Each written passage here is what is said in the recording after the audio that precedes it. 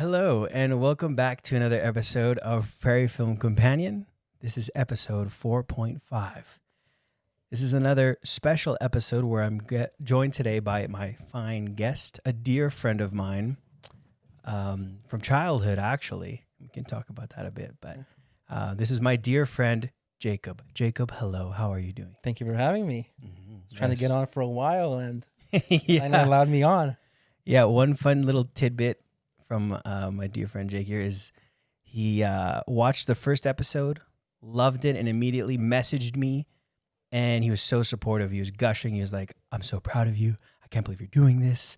You're awesome." And it was just really nice to see that. But why I wanted to have him on is that he's very knowledgeable. He is extremely witty and smart. No, I'm not. And he loves cinema deeply, so he's very well spoken about it. But without further ado, we'll get into what the film is. So today we will be taking a look and a conversation at Hitchcock's The Birds. The Birds. A very famous, very classic film. I can't believe I actually haven't seen it until now. I just finished watching it with you here, so it'll be interesting to dive into this. I remember watching this movie as a kid, and there are some scenes that you always kind of have in your head. I think when films are made in a certain way, a certain quality, those scenes really resonate with somebody, and they just go on forever. And starting seeing this film, it's fantastic. Right. I remember even I'm just like watching it when we just finished watching it here. You'd point those scenes out, and it's just like, oh, it's cool to be in the nostalgia of your moment for that second in that film. And you're saying, oh, I remember this as a kid. It's just cool because I pictured you as a kid watching it and like it being imprinted in your mind. I watched a lot of old movies growing up. Really? Yeah. That's interesting. Let's touch base on that. Like, why? Okay, so I have a certain theory about this now that we have a lot of resources on what we can actually watch. Netflix, Amazon Prime, HBO Max, YouTube. Okay? So when we were kind of growing up, we didn't have access to that. We could go rent a movie, but we didn't have those resources, money. We could only watch what was on TV. Yeah. And what that meant was, and we want to be entertained, we go flip on the channel, which means that we didn't get to choose the type of films we would watch. So it allowed somebody like us who actually watch a film that we usually wouldn't choose at a movie rental studio. So I think that that kind of helped shape our knowledge and appreciation of films we wouldn't have watched before. Yeah. Because if you go into Netflix and they have these algorithms, and more and more companies are using algorithms, so they kind of tailor everything for what you already like. Yeah. But then when you don't see something you choose, it might open you up to something you wouldn't have seen. So when you watch these kind of old films, a lot of these films are not being watched as much. It's by a younger audience. Yeah, that's a good point. So when new movies make a reference to an old scene, I can kind of recognize that scene, but I think a lot of people wouldn't know where that scene comes from and how older films kind of still to this day influence huge segments of modern cinema. Yeah, no, that's a very good point. And actually, while you were saying that, it also brought to mind all of the surrounding like media and TV that kind of helped build that. Like, I mean, in my mind, a lot of those classic movies that are highly referenced are from like TV shows like The Simpsons, right? Yeah. And things like that. And so like that helped kind of, we had these like kind of champions of those films help that and move it beyond just like their own time and their own era and move it forward to us, right? I knew about The Godfather by watching The Simpsons. Are you serious? Yeah. Wow. I didn't watch The Godfather till probably 4 or 5 years ago. And you see so many references. Yeah. And you kind of picture out the whole film. That's right. By all these kind of cultural affiliations with that movie. Yeah. And then it's the first time I've ever seen it. I was like, oh, that's a good movie. That's crazy. Yeah. I had the same thing with The Shining, which it was like I had like The Shining, the film itself was kind of ruined for me because I just remember all of these, right? Yeah. Not just that, but like you know all of the really iconic moments where he's like, yeah, good and bad. But yeah, to your point about like the things that we have access to and like the things that we would watch, you're right. Not that we were forced to watch these things on TV, but we were exposed to something that would be different than what we would usually watch, like say a cartoon show or something like that. Yeah. And it was like, oh, hey, there's value in this, what seems like a boring black and white film. Yeah. So yeah, I mean, I think I'm much like yourself. I love classic films. I would actually go seek them out at the library at a point Right. because I wanted more of that world. But Yeah. anyways, let's kind of start dipping our toes into the birds. So maybe let's just start generally. What were your thoughts and feelings about it watching it now, kind of the second time around, let's say, aside from the first time you've seen it as Right. a child? Okay, so as we started watching The Birds, it kind of reminds me of a few different films. Okay, first and foremost, I make the argument that this film is a family drama. Nice. Okay, so you have the main character kind of fall in love or see some romantic relationship with the female main character. And then they're introduced to a small town where the mother comes in and she's obviously kind of very overprotective of her son. Yeah. And then, so the birds don't even play into factor till a good portion into the film. And even then, it's a slow buildup of the tension of the character of the birds. Okay, so I believe this film is actually a family drama with birds and horror elements put in that kind of represents the tensions of the family. That's cool. Nice. Yeah, it's interesting because like I was just thinking about the whole film in its scope, and like you start off, what is the first shot we see? It's like Tippi Hedren walking through the city, Yeah. right, to this bird shop, and obviously kind of gets more rural and more hometowny as the film progresses, and it does kind of, yeah. Again, when you think of the last shot, it's, as we talked about, it's a family going into a vehicle, right? What- It's kind of ragtag family, if you will. What did you think when the two characters first meet? That is Tippi Hedren and the Right. other male actor, Right. Character's name is Mitch Brenner. Mitch Brenner. Yes, yeah. Melanie and Mitch. Oh, interesting. Melanie and Mitch. I don't know if there's anything there, but yeah. My first thought, and the thing I'd brought up, I always in a lot of Hitchcock films, in this one in particular, just I always go to their wardrobe.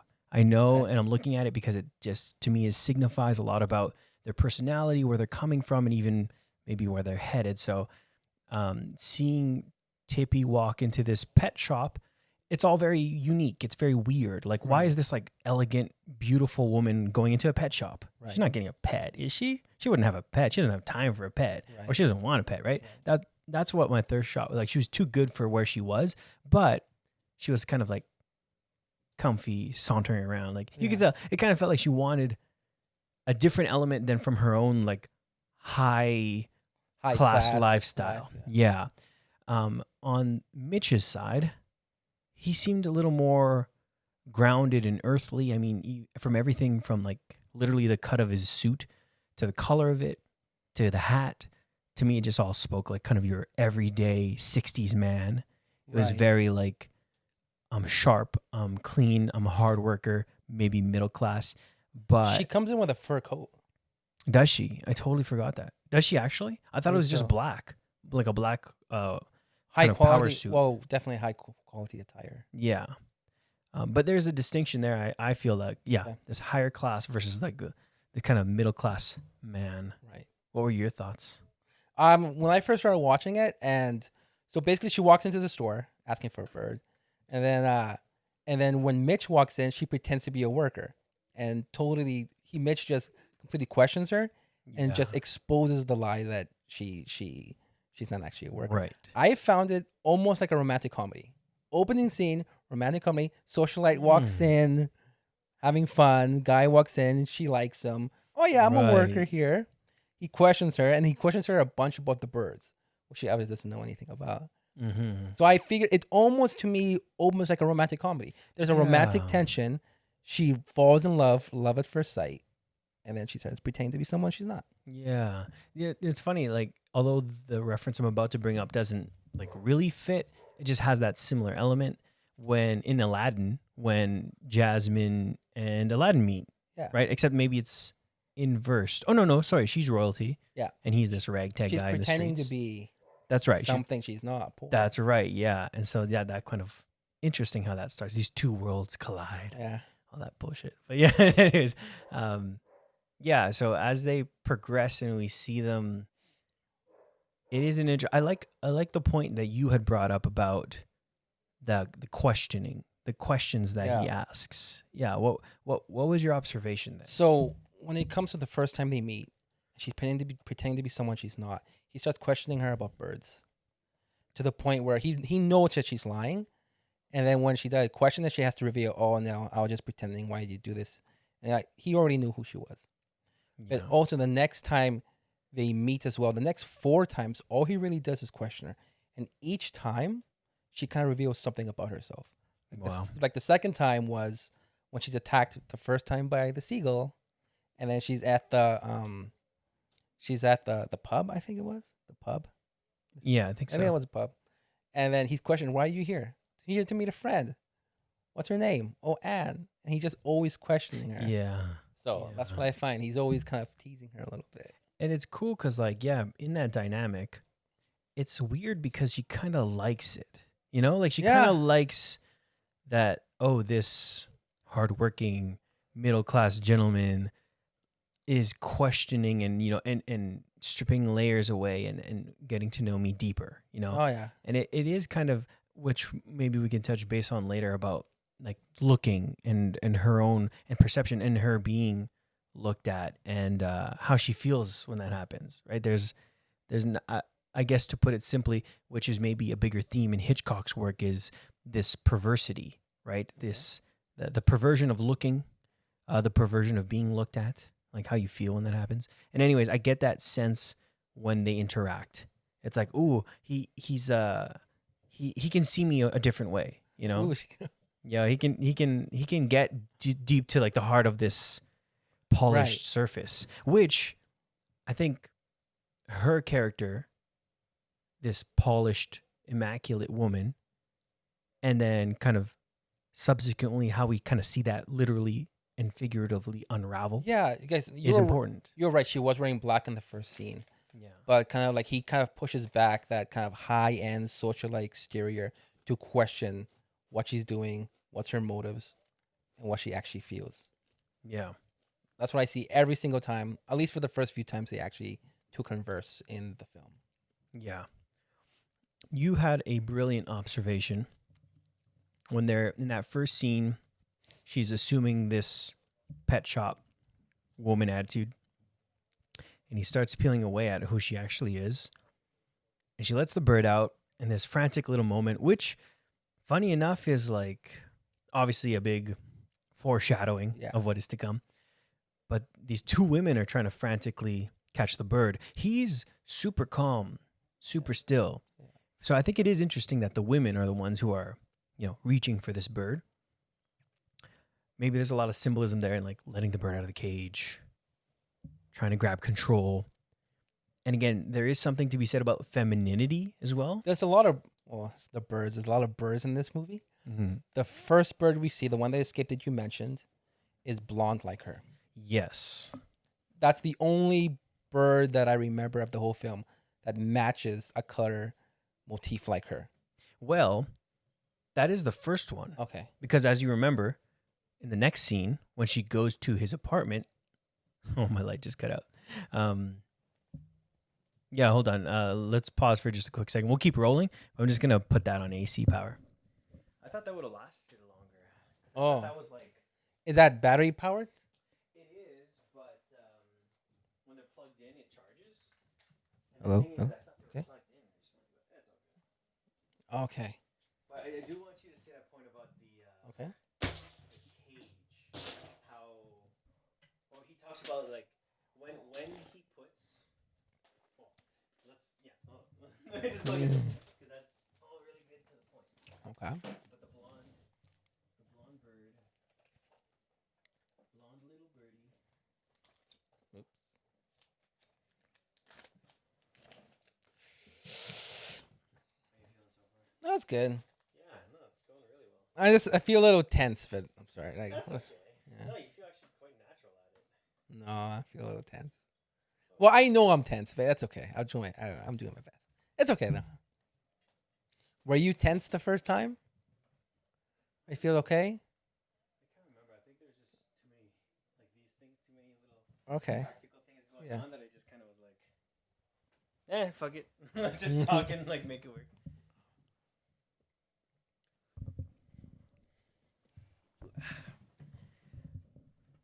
Wow, this thing keeps dipping. There we go. All right, good to go. Good to go. Cool. Just so that I have a mark. Okay, yes. Continuing the point about the first scene, the bird that escaped, its relation to femininity. Yeah, you made an interesting observation there that the blonde of the bird correlates with her hair, her personality. And when Mitch grabs it with his hat and then puts it back into the cage, there's a lot of interesting play. He even says... Well, he says her real name. That's when he reveals who she actually is. Right, that is true. Yes, Back yes. to your point about femininity. What did you mean by that? Well, I think I'm trying to touch on maybe the larger theme I'm seeing being woven in the film. Okay. In that, Hitchcock's very known for what you can call psychological horror, thriller even. But in that same vein, a lot of horror and films use femininity as a point of transgression. That is that, let's take this very beautiful, immaculate, polished, perfect being, the woman, Right. as an ideal. Right. And the real horror comes from transgressing upon her. Sometimes it can be like the real horror comes from within her, right? Okay. Her body is this wild, weird thing. And I'm not talking about this film in particular, but do you mean when it comes to young female characters in horror films, do you mean a loss of innocence? That's part of it. Like sexual innocence, or just like they're exposed to the world and now it's time for them to reach from young to adult? Yeah. That's innocence. I think in this film, as it comes across, I feel it's a mix of both. Okay. In that there are some hints of sexuality where it's like, this is, we get like these very young students, these elementary students who are preteens. Yeah. And this wave of birds is attacking them as well. Yeah. But the first person in the film that we see attacked is Tippi Hedren's character, or Melanie.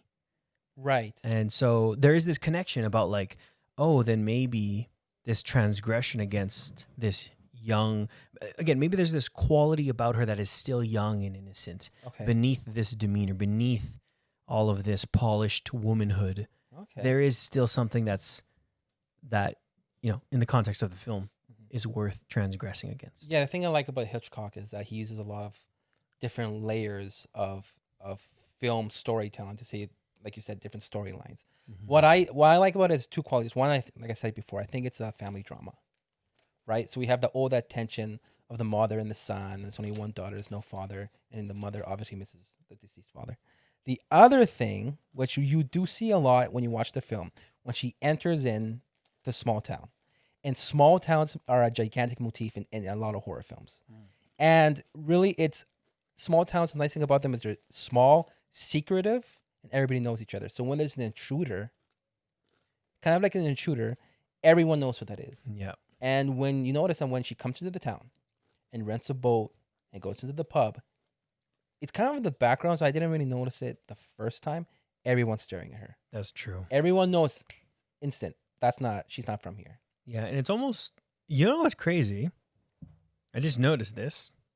All of the people staring at her, there's this beautiful synchronicity to it. You watch her come in, and she's this focal point, and everything, in every air, she sticks out. She's this elegant thing in this hometown. So, of course, everyone's going to watch her. But what I just noticed is that look, that kind of the crowd following her, mimics birds. Oh, yeah. Right? It Yeah. mimics like birds, like when they see something go by, the kind of classic image is that all of them swoon together and look. Right. It's a flock of birds looking like this. And I think that kind of ties into later on when we get this like psychological, philosophical spiel about, nature has been transgressed on by man, and it is man that makes the world unlivable. I think that's a good point. When you talk about transgression, things being out of what their natural state should be. Right? Things are naturally in the way they're supposed to be. When something comes in and moves it out of alignment, that's when nature reacts. Right. That's Yeah. what I think is kind of happening here. That's where the transgression comes from. Someone comes in multiple areas. Someone comes into a town where she doesn't belong, and everyone notices her. All the Yeah. heads move in sync like birds. Also, I'll make this comment early. I believe the mother, is the actual victim of the film. She goes through the Yeah. most emotional turbulence, so it's her life that's kind of being uprooted from the natural order of things. She has her Right. son who takes care of her, and his sister, her daughter, and then some woman comes in and is essentially trying to take him away, and kind of nature reacts. The whole Right. system is out of alignment. So when the system is out of alignment, things start to happen. That's a good. Yeah. That is a very interesting way to frame it. Because you think about who Melanie is. Right. She's just this single, well-to-do, wealthy, polished woman. Right. No mention of kids. No mention of really family. No responsibility. No, none really. It's kind of Exactly. like she goes on a whim. She meets some guy. I'm gonna go right to his house. Exactly. We talked about that. Let's stay there for a second. We talked about kind of the seeming ease and Oh, frivolity of how accessible this little town was to this Yeah. like polished woman. And part of it is, okay, she's a very beautiful blonde woman. If you're a very beautiful blonde woman in any part of the in any part of the world, you're gonna get by just fine, right? Like Yeah, you're you gonna have an easier get doors time. open for you. Looks matter in life. They're not everything you can overcome. That's right. But it's helpful. And Yes. I would rather not be ugly in this world than right if I had to choose, right? But Well, too bad because you kind of got the shit in. well, the you know, stick. No, you I'm can just deal with kidding. life. But there's something I'm not sure about, because this film was made in 1963. So it could also be that people were more trustworthy back then in general. Yeah. So maybe when that's pointed out, it's not a big deal to the audience back then. So basically what happens Right. is, if somebody hasn't seen the film, is that she meets Mitch, which she falls in love with the first time they meet. He calls her out on her, on her lies. So she decides to follow him. And she easily finds out exactly his house, Yeah. what town, which house pointed to, and she says to one of the patrons of the town, "I want to come through the back." He's like, "Oh, okay. Sounds good." Yeah. Let me show you how. And then it comes to the point where, like, okay, is this the horror? Where's the birds? Like, Yeah. she's being the one kind of stockish. That's right. Yes. Stockish. Yeah, and that's a good point because Hitchcock loves doing that. Yeah. Loves making you love the transgression, or at least loves making you enjoy watching it, right? Right. Again, we see that when she finally has broken into the house, snuck away, and then we get this little moment where she's like, she moves away from the dock just a bit, maybe enough not to be noticed, and then stays in the watches. Right. So what did she put in the house? Let's not forget that. Yeah, of course. That's right. She takes the birds, which are the same color as her dress. This canary red. Canary green, Right. with the hint of red on the beak. But she's driven again. This very frivolous kind of move. Like, hey, let's leave San Francisco, drive up to this little town about an hour and a half away, Yeah. drop off these caged birds for this random man I ran into at the pet shop, and see where this goes. You know? I think that does demonstrate a quality, like you mentioned, that she is high end. She comes from a rich background. She doesn't have a care in the world. Yeah. Like, there's nothing really holding her back from just going to a town and just being there for a weekend Yeah. or a week, because she does. That's true. Just like, okay, let's just stay here and chill. Yeah. With She some can- she guy can I afford don't to. know, Exactly. Yeah. basically, She can afford to. who basically insulted me the first time we met. Yeah. And the second time, and just questioned me. Yeah. So she obviously is attracted to that quality, That's right. in my opinion. No, that's the vibe I'm she getting. is. There's this joy that comes across when she's being questioned, she's being hammered. Although later on, when they get to the scene of the vehicle, when she's about to drive away, she's kind of a little angered. Mitch keeps kind of pressing for like what her motive is and why she's there, and then he brings up the whole Rome incident of this scandalous Right. report of her being like naked in a fountain and la la la. And so Well, that's the time in the film where she actually has to kind of be held responsible for that. yeah, She finally was like, okay, this is what happened. Explain yourself. That's And right. she does. And when she does, but she doesn't like it, and it's very Yeah. uncomfortable. Yeah. And she's like, "Oh well, yeah. What if that's what happened? Then so what?" And it's kind of this defensive Yeah. posturing of this like frivolous life.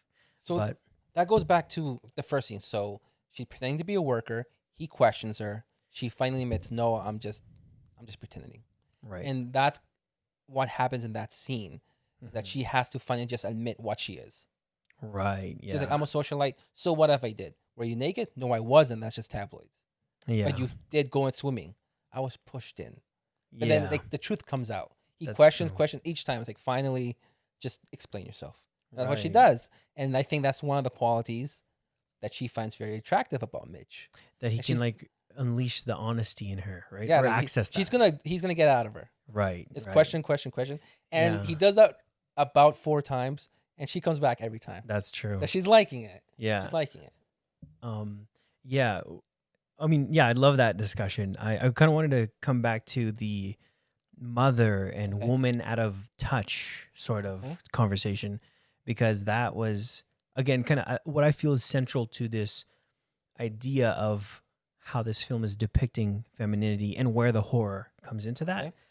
Again, that's not like fully mature in my mind, but I can't help but pick at those threads because it feels like that's what's being communicated. But I think everything we've talked about, her frivolous life, I'll go spend a weekend up in this random place with this random man. It all speaks to this woman out of line, right? Right. She's not a mother. She doesn't have responsibilities. And if you think about the mothers in the film, not only Mitch's own mother, who already has this very kind of strong connection with her son, Right. and a lot of the women surrounding that would be interested in their son are jealous of it in some way, Mhm. or come across it and it's like, oh, this is a point of contention. The other mother that you said, sorry, this was actually a little more pointed to your comment about nature being out of order, right? Yeah, Out that's of sorts. that's a common horror motif. Right. And this is like the nature of woman kind of being out of order. Because if you fast forward to the end when we're into one of the waves of the sea, I think it's Crow's attacks at that point. Okay. It's in the diner. We've had this big discussion, again, the philosophy of man versus nature and all of that. And then a mother with her children eating there are getting a little distraught. Well, really the mother is. Right. And she's very like viscerally kind of affected Okay. by all of this. And then I just want to point out that scene, I can see the influence that scene has in so many modern horror films. So you have Oh. a small town, and you have the town village folk in one area with the outsider, and they're explaining why the horror is happening. In this case, birds. right. Or like, why is a mist happening? Or why is this Mm. happening? And they're forced into a building, Mhm. and they start communicating what they actually believe. And you have kind of Yeah. like the old woman who's been there a long time, who knows the history of the town. Because Mhm. in that scene, there's an old woman who starts to smoke, and she's an expert on birds. Just Yeah. somebody walks in, just an expert on birds, right? Yeah. So you have that common theme in horror films where when that happens, there's an old character who knows the history of the town, and you can kind of have explain what's going on. Right. And not that she does, but it does have that vibe to it, like someone who Yeah. knows what's going on. And then she says, "Well, something's out of alignment. Birds don't do that." That's true. Yeah. And she's kind of explaining that. Right. So that's just an interesting scene that I see is common in horror films. Yeah. No, it's a super good point. Like, yeah, it's obviously it resonates beyond just the Yeah. film itself. Yeah, and I think the last thing I just wanted to note about that scene was the mother, who's getting affected by the conversation and the potential of these birds attacking. I think. Oh, sorry. After the birds have actually attacked and erupted, and there's a return to the diner, that the mother is the one who kind of comes and addresses or accosts Melanie. Right. She's the one that says like, no, there's something wrong with you. There's something evil about you. Exactly. So I like that scene too because, as we stated before, when there's a small town, a lot of movies have small towns, very secretive, natural order things. Something or someone comes in and takes things out of alignment. That's what's happening in that scene. They blame an outsider for all the freakish events that are happening, and it only happened. It was a coincidence or not a coincidence that it happened with the invader. Right. And I Yeah. think this has kind of that invasion trope where an outsider comes in and attacks happen. Yeah, definitely. But what's beautiful about it is that it's done in the subtle, perfect, sumptuous, smart, and patient way that really only Hitchcock could do. Okay, so in every instance where you find out she's a socialite, she doesn't have really a care of the world, she talks with her rich daddy, all that. This is brilliant. There's no exposition. Like a Right. film will just be kind of started off and then just say, "Oh, look, it's Miss whoever from this rich background," and it's kind of this really get it out of the way, explain who she is, done. Yeah. It's explain who she is throughout the scope of the film, right? There's Yeah. no exposition saying, "Hi, rich lady, come by the store." It's just you get those hints of what she is, where she came from, her background throughout the film, and it's not in your Yeah. face, boring. It's just explained throughout the film. That's And that's true. brilliant. There's no scene in Rear Window. The opening scene explains everything that happened Right. with no dialogue, Yeah. Yeah. and that's what Alfred Hitchcock does brilliantly. Yeah, definitely. And brings you along as Yeah. this like excited passenger, right? Yes. Like you're curious about the person because you're watching them go through these kind of odd and unique events, and you don't know their history. Right. But as you slowly start to get these tidbits of their life, it's not only like, okay, that's a fact of it resonates with what's happening. And again, it just all speaks to this brilliant craftsmanship of Hitchcock wanting to keep you there, wanting to keep you excited about what's happening, but not like in her perspective or any one character's perspective, but just like you're this, again, kind of passenger on this really fun, interesting ride. It's a little Yes. scary at times. It's a little it's a little naughty sometimes too. Right. You shouldn't be breaking into people's houses, but let's watch what happens when you do. Explain how after she kind of breaks into the house and leaves the lovebirds, and she kind of moves away on the boat. Mhm. Explain what you meant by the scenery of that. How you're seeing her from her vantage point. Yeah. Let me. Yeah, I'm gonna draw it up here just so I can kind of visually cue it up as I go. But one thing I super respect about Hitchcock is all of the visual language. To me, being behind a camera, liking to do more cinematography work, I always look for the language of the film. That is, what the shots and how they're moving and how they're constructed are saying about the scene and this person. Um, One thing I note about her and how the camera moves in relation to her is that it is very soft and elegant. It's very poised. I remember as we were watching, I brought up that there's these tracking shots that is like a very steady following, right? As she's going onto the pier and into the house, it's all just a very steady tracking shot that is like meant to be this like to not only draw you into the moment, but to also signify kind of her elegance. It's like this thing Okay. floating behind her and walking. And Okay. so we're from her perspective because we're seeing her a bit, but we're also watching her, right? So we're not like in her eyes, we're not in her mind, in her perspective. We're watching her. It's kind of cool. Again, like somehow Hitchcock can position us with her shots and his choices to be like a spectator in this moment, right? Of course, every film does that, but here it's like, oh, but you feel that slight guilt of, oh, I shouldn't be in this house right now. Yeah, you see a lot of camera work in that scene is from her vantage point.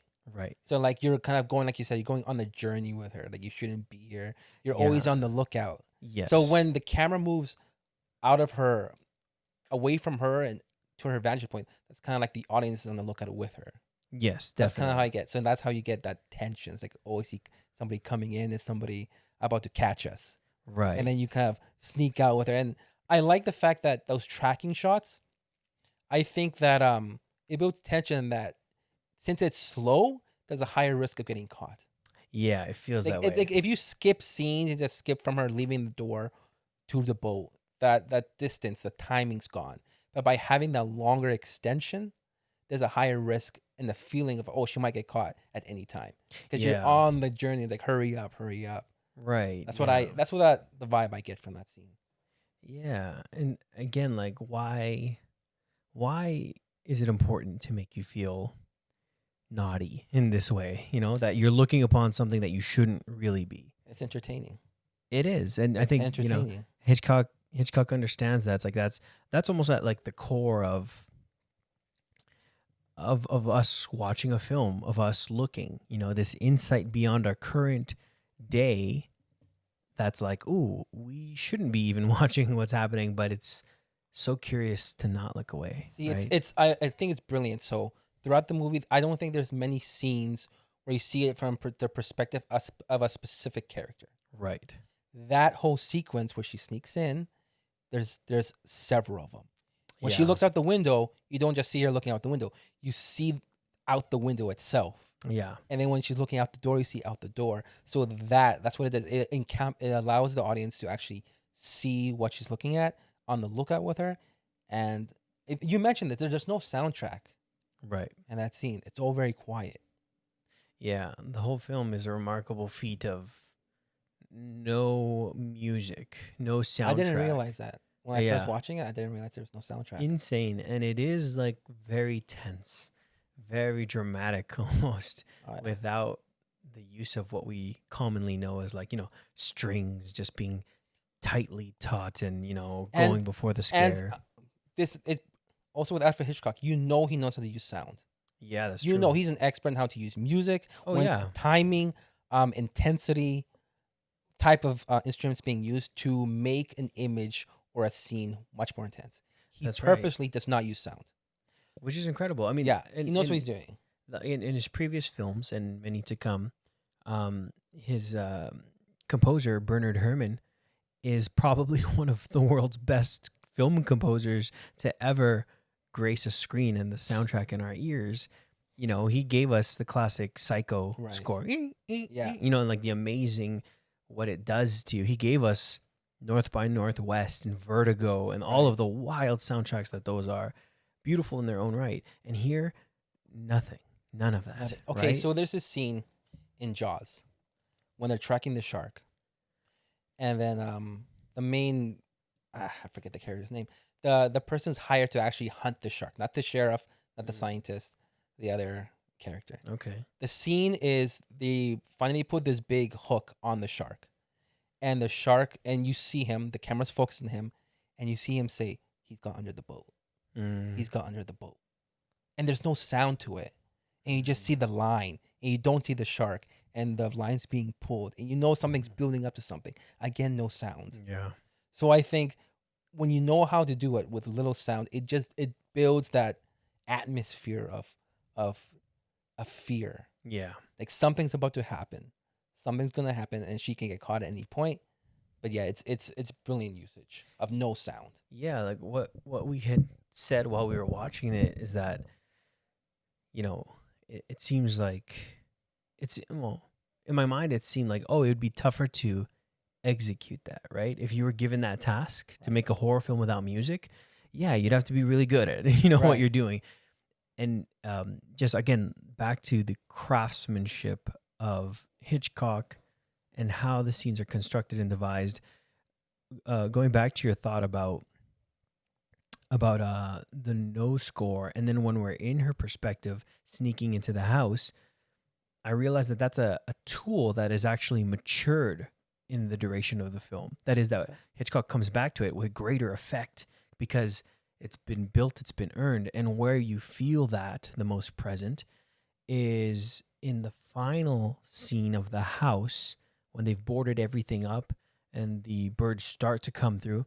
They've kind of had that wave come through and it's nighttime and everyone's falling asleep. And then Tippy grabs the lamp to go up to the stairs because she heard some birds flapping. Okay.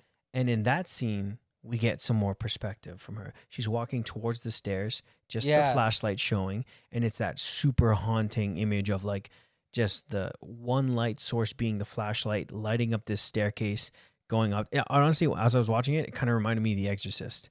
I was like, Right. oh my God. But that's obviously a film that came much later.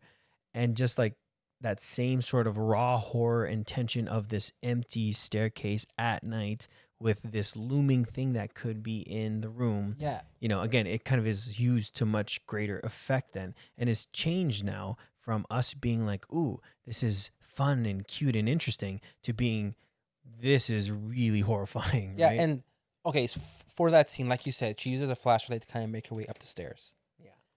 I think something that was difficult, more difficult perhaps, with Alfred Hitchcock is that he made a horror film shot in almost entirely in light, Good in point. daylight. Yeah. Most horror films that I know of, I've seen, take a lot of precedence at nighttime. Yeah. The whole film takes place in the day. The attack of the birds take place in the day. And that one scene at the end, when she's going up the stairs with a flashlight, I think it uses dramatic effect. Because it's Right. so different from the rest of the film. That's if right. you finally have, I don't want to say the word common, but a more darker, scarier, fearful element to it. Now you have dark. Now you have just a flashlight. And you're going Right. upstairs in the middle of the night. That's right. Yeah. And that's when those more horror elements come in. And when they do, since it didn't happen throughout the film, and that's when it has more quality to it. You can feel it more because it's finally happening in that scene. Yeah, that's a very good point. You even made the same point about the sound and the birds and the Right. quiet moments versus the eruption of bird wing flatter and everything else. All I was gonna say is that I couldn't help but think of other films or other attempts at something similar, and obviously there's not like tons that is as effective. I think one in recent history is probably um, Ari Aster's latest film, not Hereditary, but Midsummer. Midsummer. Okay. Yeah. There's a lot to go into that film, and I personally didn't like it too much. I You think like the film? there's no. I think what actually to the point is that it kind of is sold as a horror in the sun, right? Yeah. This horrific thing in You're the sun. right. You're right. But to kind of in a way, it's a bit cheapened. Okay.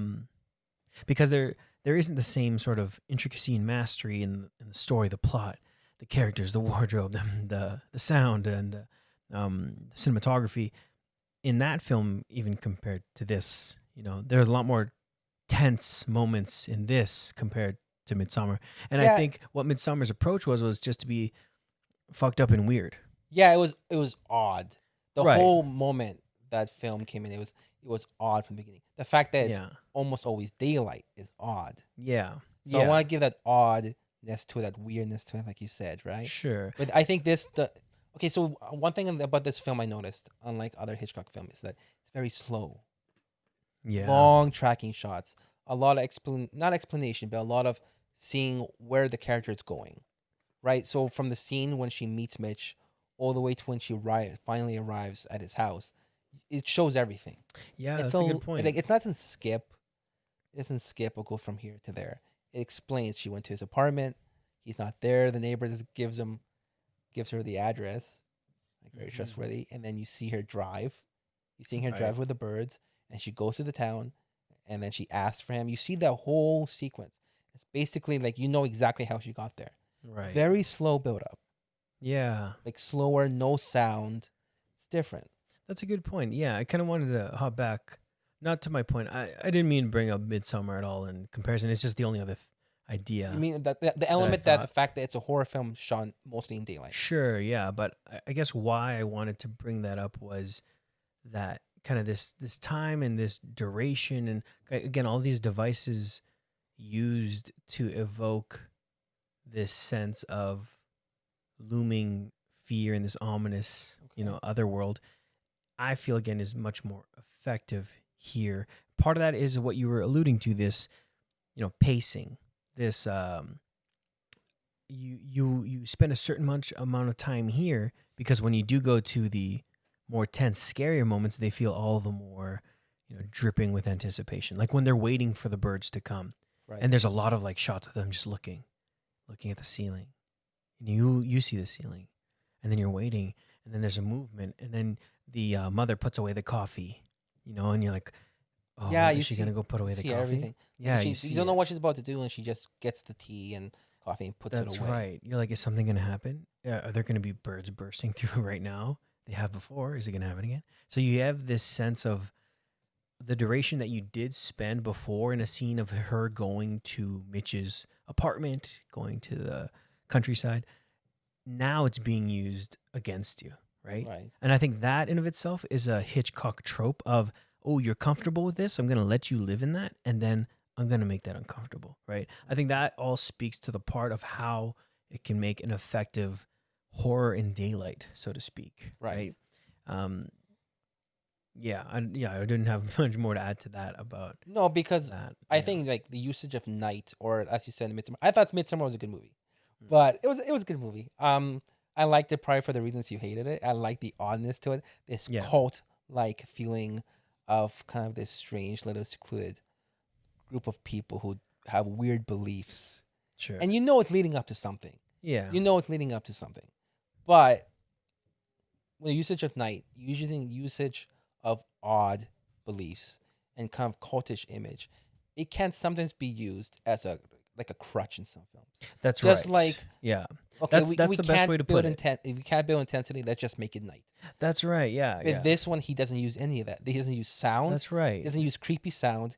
He doesn't use creepy lighting other than the what scene you described to. Yeah. He slowly builds the tension of the birds Yeah. in this film, essentially about a romantic relationship and a family drama. Mm. And it's slower paced, but there's great value to it. It's Right. done well. Yeah. No, that is extremely well put.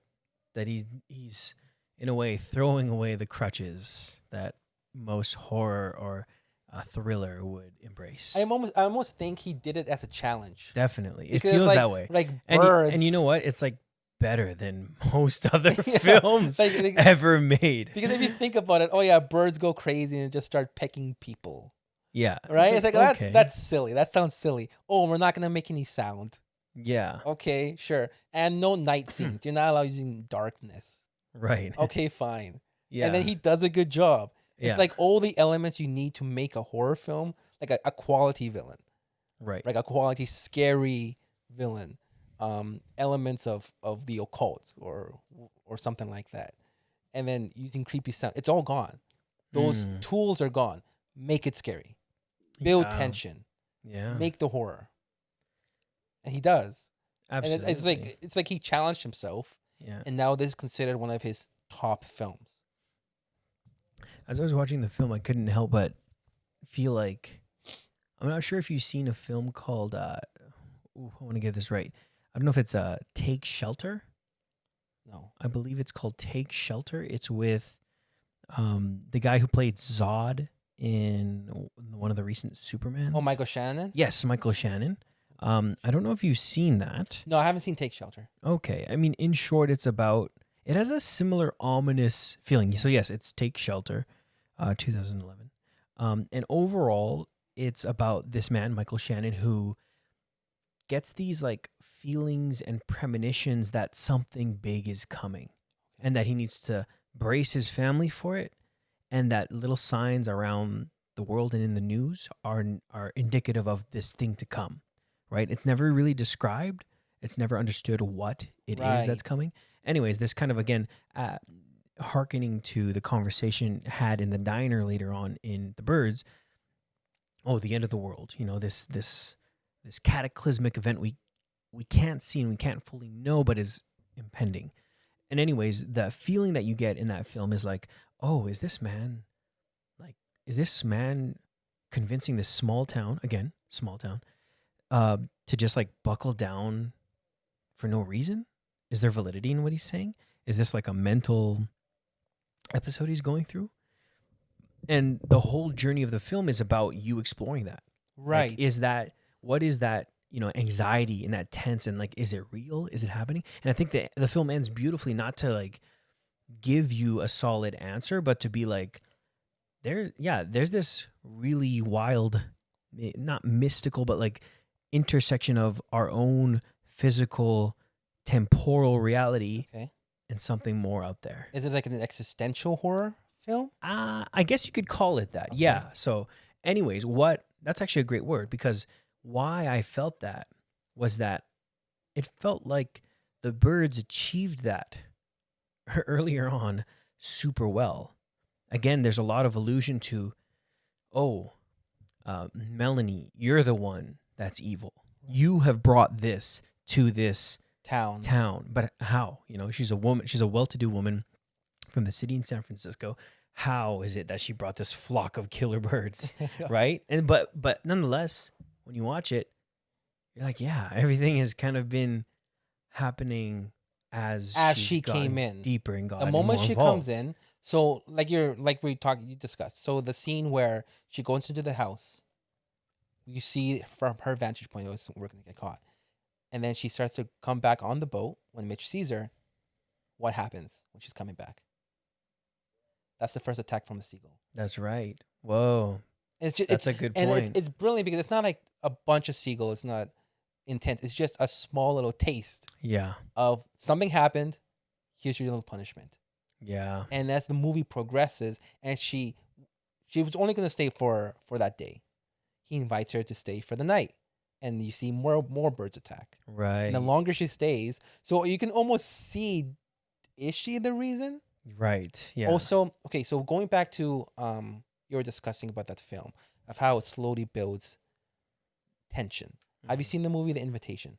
Yes, I watched it on your recommendation. So that movie, there's always something odd. I won't give it away the ending, but there's an oddness to it, and you don't know, is it because of the main character? So he's invited back to his ex-wife's house because she came back from a trip to Brazil. She was gone for 3 years.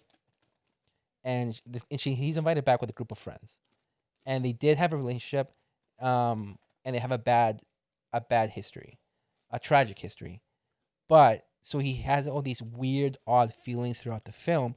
But the question is, you don't know whether it's just because of him and his depression, or is there something happening that's weird going on with everyone else? Right. And there's this muddiness that you don't really know, and it slowly builds up to that. And I think that's what you're saying. It's like this film does a good job of slowly building up the intensity, and you don't really know where it's coming from. Is it because of her? Like, I think it's a family drama. So I think it kind of represents the tension or the change in the family dynamic. So is it come from the family, from the mother? You don't really know where it comes from. That's right. Yeah, and you're given like little hints and clues, or maybe even like red herrings to think like, oh, that mother looks like really sinister and weird. Maybe it's like psycho-ish that the mother's behind it all or something like that. We even see a portrait of their father. That first portrait we see as I think he's playing, Melanie's playing the piano, and the young girl, Kathy. Yeah. Is it Kathy? She's talking to her, and they're talking about the father, and the father's head's like in the picture, that is, in the portrait, is just cut off. Right. Right. And then they're at the same moment talking about how a murder happened. And anyways, there's an implication. Oh, maybe because the father is cut off from this family, things are awry. Things are unsettled. Also, remember when they first meet, when the main character meets Kathy for the first time, what Kathy does for her? What does she do? Brings her the birds. Yeah, but Kathy, when she first meets that, she gives her a hug. Like, doesn't even know her, gives her a hug. Right, yeah. They have dinner, and when you're seeing is that she's already asking her to stay. Can you stay? I really like it if you stay. Do you have to leave? Yeah. Right? And I think when it comes to, like you said, the mother, she ain't liking that. That's right. And that's what I think you don't really know. Is it because she's an outsider, or is it the mother almost causing everything to happen because she hates the fact that this woman comes in and takes her son and now basically taking her daughter from her too. So that's what I get. Yeah, no, there's a lot of what's cool is, like, I was just thinking about this, that there's a lot of cool little existential crises. Yes. Right? And they're very simple, of family, of relation to a member of the family. And I even just, couldn't help but think about like my own anxieties I don't know how you feel. I mean, you maybe you can speak a little better to this. You are a father. You have a family. It is a growing and new family, and there maybe are a lot of worries and anxieties with that. But what I feel this film crystallizes well is some of those anxieties and fears, right? Like I personally am like, oh, I'm 30. I'm 30 right now. Do I need a family right now? Am I behind the curve? Oh wait, no. I'm gonna be working, for myself. Right. I'm gonna be Tippy. Hey, she's an independent woman, cool. Right. But wait, I'm missing some part of me. Oh Right. wait, I have this desire to be a father at some point. Wait, you know what I mean? Like there's all these like little existential crises that we have, regardless of where we are in our lives, about do a family. bad job. Yeah. Like, oh, let's do a bad job. Yeah. But so when you talk about the existential crisis, that the mother doesn't hurt, so her husband's dead, Mm-hmm. and she makes it plain, like she does not want to be abandoned. Yeah, she Like, says it. worst fear, like, I don't want to be abandoned. Yeah. Right. So that's when you have that scene where you intensely focus on her face, because you can see the anxiety in her as she's speaking it. So it's a real visceral feeling. And I think, that's what. So Mitch now has basically become that role. It's kind of like the father, even when the way he talks, like, yes, dear, kind of like, right. Kind of, I found it kind of odd. Why would you call your mother weird. dear and darling? And you're right. And it's not that it's bad to say that. It's like, I think this movie kind of does it on purpose. Oh, he's of course. Like, dear and darling, and then he ends up calling, what's her name, Miss Daniels, those same kind of affectionate terms. Yeah, that's a good point. And then all of a sudden he comes in and starts calling her that, like, oh, he's about to leave, right? And he's gonna take the other daughter, her daughter, away too. Yeah, that's a good point about the daughter. It's so funny because like all of the people that we see, in the way they speak, in the way they carry themselves, they're very poised. Yeah, they're very. It seems like they're very well held together. But as we progress through the film, we do see each one of them come apart in some way or unravel, or even kind of die. Like Annie, she's like, we even talked about, wow, she's stunning. Like she's quite a beautiful woman. She looks like Elizabeth Taylor.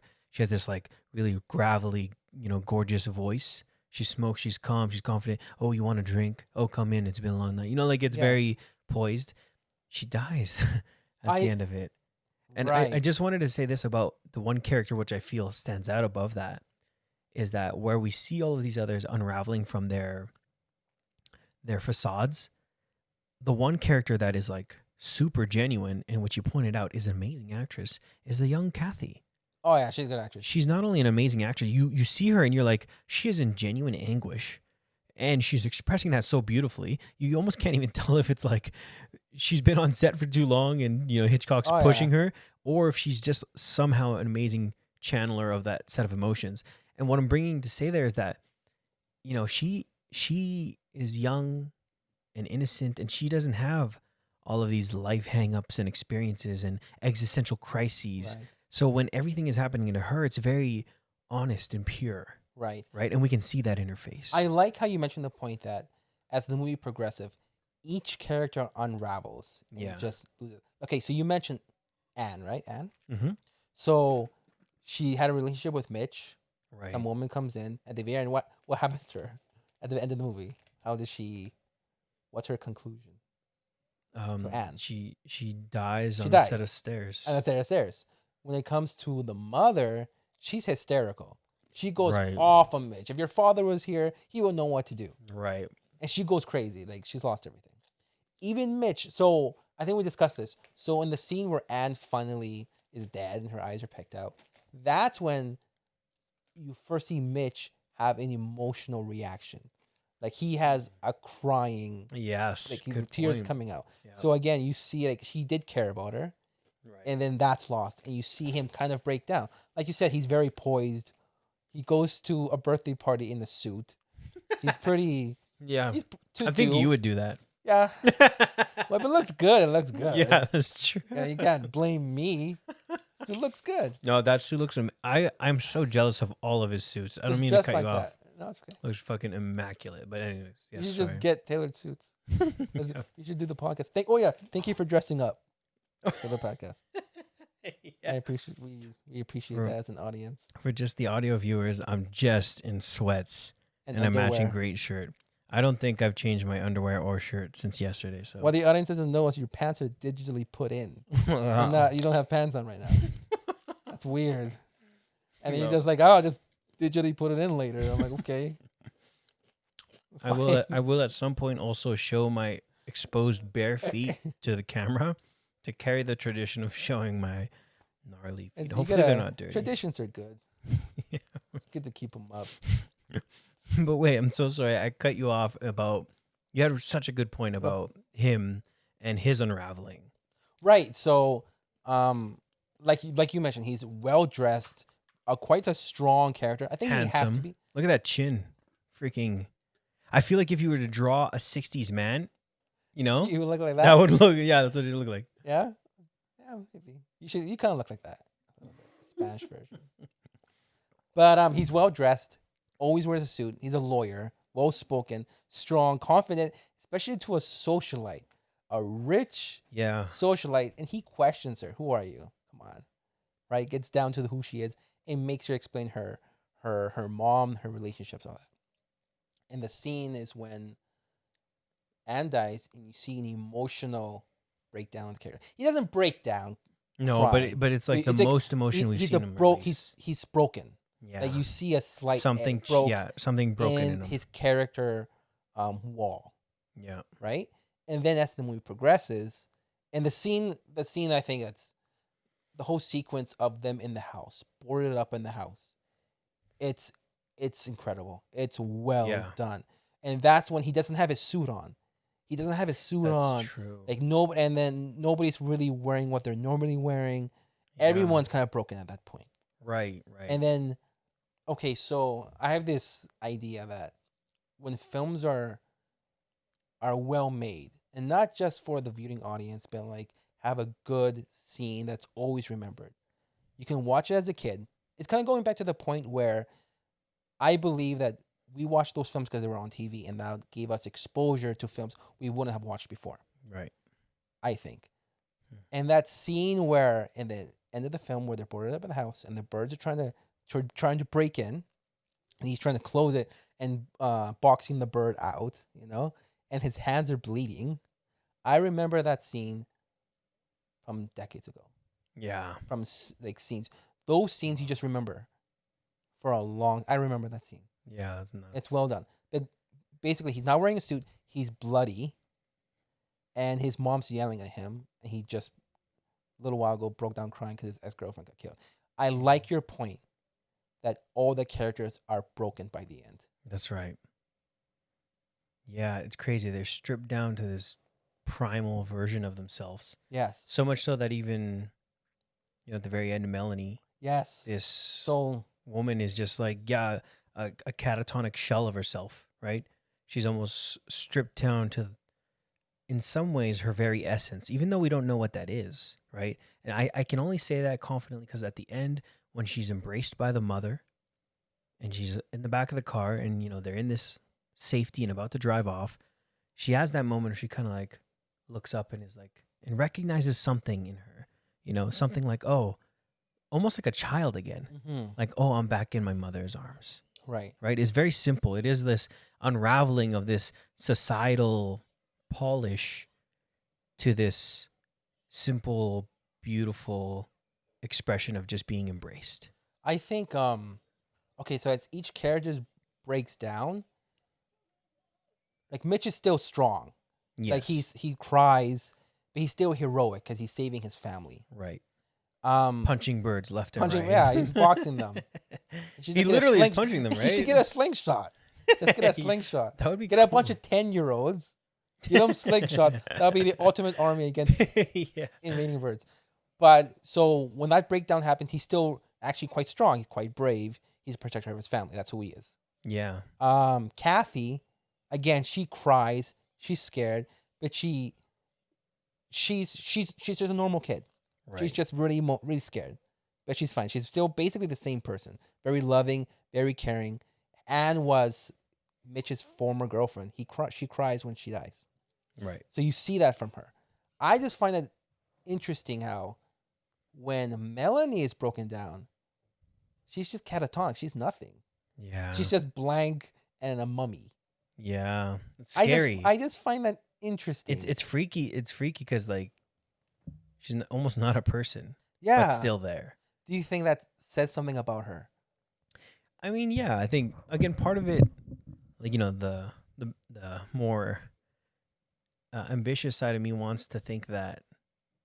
Well, let me say this: that when it's freaky when she goes into that catatonic state, that this really traumatic episode with the birds in that one room is like almost it's like, well, what I mean to say is that episode is very traumatic, and so it like it almost like psychologically shuts off the part of her. And so yeah, to me, I guess it all speaking to this, like what is actually beneath that facade, right, is not that deep. Exactly. Right? That's exactly what I was thinking. Yeah. When it comes to that, when you break down each character, okay, and it goes back to the mother character.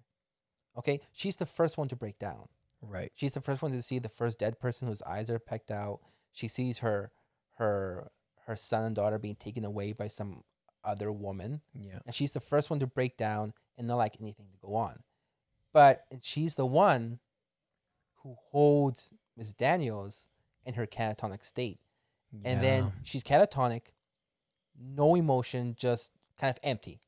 I think that says about her. Maybe through her social life. That's what I think. No, it's a good point. You get that, and then when the end of the movie, when they're in the back of the seat, and the moment you get a reaction from Miss Daniels is when she looks up at the mother. Yeah. And I think that says something. That's true. So I think you're right. Like, I think there's not much there just because of her lifestyle. Right. But the first person to break down the mother is the first person to bring someone else up. Yeah, that's beautiful. I think. Holy moly, that's crazy. Yeah, because even when the mother, when the mother's like breaks after they've boarded up the house and there's that wave of birds, she goes off on Mitch being like, "Oh, if your father was here, he would," and she catches herself and she's like, "Oh, I'm so sorry." She apologizes and she like comes back to like that motherly core. Mm-hmm. Again, if we were to follow this thought of unraveling, when she unravels, oh, there's still a loving motherly core there. Right. So in a way, when we're going back to that scene of her in the back of the seat, her being that motherly core, still holding and embracing this rather empty vessel. Right. It's like, oh, it's almost like this cycle of rebirth for this one person, right? Mediated through this mother who will always be a mother. Right? I think going to the point, I think this is a family drama. Yeah. I think this is a family drama, and it's kind of like scary birds are put in. Yeah. Like at the moment when they need to like they put out a bird attack, right? That's so and true. Not only that, it's not like Alfred Hitchcock just puts it in. He knows how to build up the tension that leads up to each attack. Yes. So he knows what he's doing. But I think he made a family drama with these devilish birds. Yeah. Have you seen the movie? Have you seen Heredity? No. You haven't seen Hereditary? Heredity. No, I haven't Hereditary? seen it. Yeah. Hereditary? Yeah. Okay. So that film, I've seen it recently. You can take away the last act of the film. It's a family drama. Whoa. With occultish elements to it. Yeah. But it's a family drama. Oh, crazy. So I think, also one movie so this comes to my mind, not only for the perspective of a family drama, but the whole ending when they're barricaded in the house. Signs. Yeah, okay. That's a good point. Signs. So it's a family. Okay, so aliens are coming in. It's focused on one family. It's not the world. It's not the world going crazy. It's one family trying to survive while they're being attacked by aliens. Right. And at the end of the film, they're barricaded themselves in a house with the invaders, whatever the evil might be, trying to get in.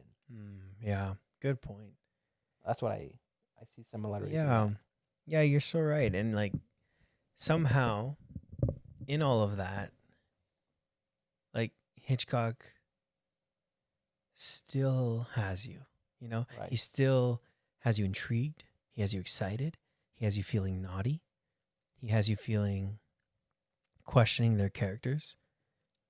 He uses the birds to undo these, societal um, masks on these characters, if you will. Yeah. Yes. And he's not pointing to what they should be or what they are, just that they'll ride off into the sun. They'll ride off into the sun as a family unit, and they can build from there, right? Right. It's like a new beginning. They're forced into a new beginning. Yeah. And so, yeah, it's crazy. I mean, I can't help but go back to the thought of like, you know, yeah, you're so right. It is a family drama in the context of this like bird horror film.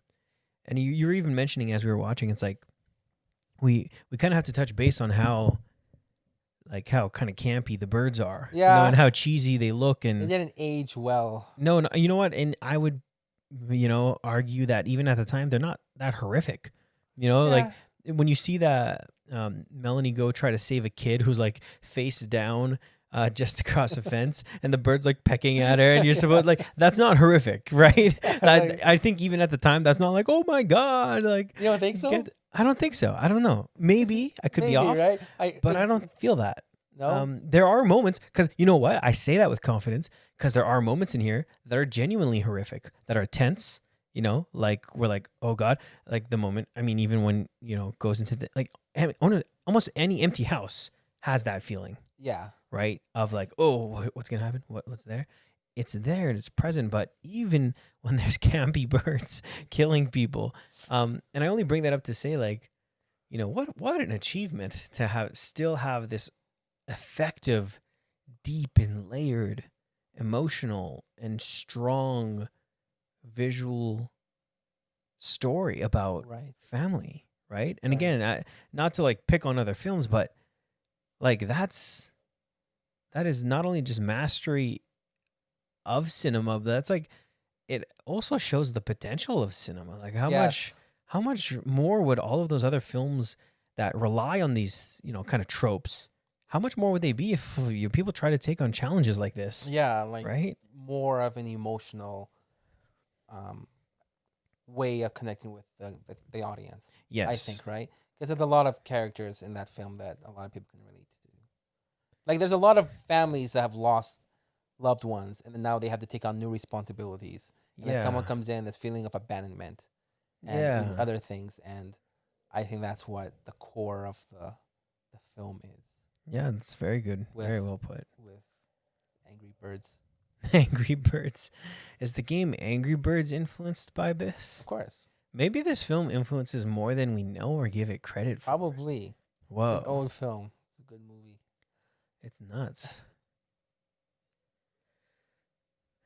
Okay, well, I mean, yeah, I don't know. Is there any kind of like last topic or last thing we wanted to say about the film itself, about just your own experience about it, or about maybe how it fits into films in the larger context? Yeah, no, like as we were discussing throughout, I think this film has a lot of influence on modern horror films. Like the fact that there's a small town and some invader comes in. The fact that there's an ending where the kind of family barricades themselves and are kind of forced to confront their family issues. Right. Yeah. And no, it reminds me a lot of the movie Signs, where they Yeah. barricade themselves and the aliens trying to get in, so they have to force it out. And then that's when we have the scene where the son is having an asthma attack, Right. and Mel Gibson is trying to help him breathe, and that's when you have the flashback of Mm. how he lost his faith, Right. right? Because Yeah, he was, interesting. I forget, a pastor or something, Yeah. right? So he lost his faith, and then he's forced to confront that finally, and by that confrontation, it helps him kind of restart over again. That's right. So yeah.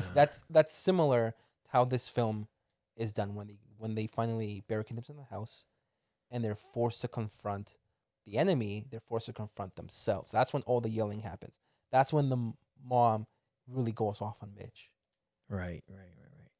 So if you want to look at the ending, I like the fact that, okay, they confront themselves. Miss Daniels is catatonic, and they leave, and all the birds are there. They're Yeah. all there, But they're not attacking. not attacking. Whoa. Okay, something I adore about certain horror films.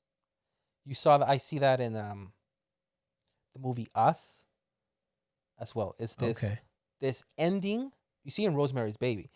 This ending that is ambiguous and doesn't leave the audience with a concrete ending to the horror. Yes. It's an ongoing, lingering issue Right. after the movie ends. Right. That leaves the audience wondering what's going to go on. It's the horror keeps going, and that's what you see from this film. Because the birds attack, then they're calm. They attack, then they're calm, and when they leave and the ending of the film happens, they're calm. But is there going to be another attack after? Have they stopped? Have they figured something out? We don't know. Yeah. That's true. And we get glimpses. I mean, the birds are like at Mitch when he goes out the first time. They're pecking at him. You know, at his hand, his feet, like warning signs, like "Oh, tread lightly." You know, Right. like it seems like whatever caused them to go attack. Again, this implication of like the fake versions of them. If you will. Okay. It's like it's like just making sure, like, hey, Be careful. yeah, be careful where you step. Watch where you're going. Oh, Because you can yeah. easily just get back to that, right? Oh, It's kind of okay. cool. Like, I don't They're know, that's always just there. what it says. That's right. Yeah, we'll always be here. There's no solution to us because we're the birds, Yeah. but we can come back whenever we want. But, like, watch out, watch your step. It's very Right. interesting. I want to make this point. Like, Mm-hmm. there's a film like this reminds me of that wasn't well received in a way. Have you seen The Happening? Yes. What do With you- Mark Wahlberg? Yeah. Oh, yeah. Fuck that movie. No, I'm just kidding. So, but same thing. So it's kind of like a family type unit. Whether he's with his fiance or something, right? Yeah. And then nature itself starts attacking inexplicably. Like there's no reason Right. for it. Right. So they're forced to stay indoors Yeah. because then plants would cause them to commit suicide. Right. So remember I that. think that's kind of I don't want to say a modern retelling, but it's kind of a version of nature attacking humans again. Kind of like this. Kind of this Gotcha. kind of campy way. It takes Yeah. a lot of place in daylight as Yeah. well, True. right? And then at the end of the film, they're kind of stuck in these houses and they're forced to confront each other. If you remember the end of the film, and they kind of go, Remember. they go. You don't need to watch it again. So I think Mark Wahlberg and his fiance are different buildings, and they're talking, communicating through piping, and they're forced to confront each other through various means, and they just forget it, screw it, and just go out and face the enemy, and the plants have stopped making people commit suicide. Right. So I see the similarities with this film, where they say like we're just gonna go, Yeah. and you have this lingering feeling of anxiousness, like are they gonna attack or are they not gonna attack? Mm. But the point I'm trying to make is this is how you do it well. Yes. Right? Absolutely. Because it can't be. They're both like, okay, birds flying from the air, attacking, pecking people's eyes out, right? Yeah. But you have this tension. Definitely. Absolutely. Yeah. No, those are super good points about how it fits into other films, how it's influenced other films, how it ends. I don't have much more to like add to that. I think it is an interesting portrait of like the existential crises of family unraveling and not even what it should be, but like what it takes to get rid of that, this Right. very external, otherworldly, almost supernatural Right. bird event, I think this film's a good example of what to watch in order to use craftsmanship to make certain good film elements. Yes. Like how to build tension. I think that's how you're supposed to do it. A good study of how you do certain Right. horror elements. Yeah. Again, I don't have much more to add to that. And I just kind of went to this final frame here of the let's call them the proto family. They've been stripped away from they've been stripped away from their personas, and they've gone through this horrific event, in the back seat, we have the mother embracing the kind of newborn Melanie, if you will. The father having gone through, being steadfast and protecting everyone to, get them through this event. Right. What's interesting is that just how it's framed in this interior shot of the car, they're all on the right side. But on the left here, we have our young Kathy, who has just been like, enduring all of this, almost innocently and purely. Right. And she's affected by this in such a just genuine way that she really hasn't changed much throughout a lot of it, which I think is okay. It's fine because she's like, again, this pure vessel. But I was just curious about, I don't even know why. I didn't even realize the first time that they have the bird cage in the car with the two lovebirds. Now, I don't know if that's symbolic of, okay, the lovebird relationship, the token that Melanie wanted to give Mitch, and that, that's worth carrying on. That is in this new foreign family, whatever it's going to be.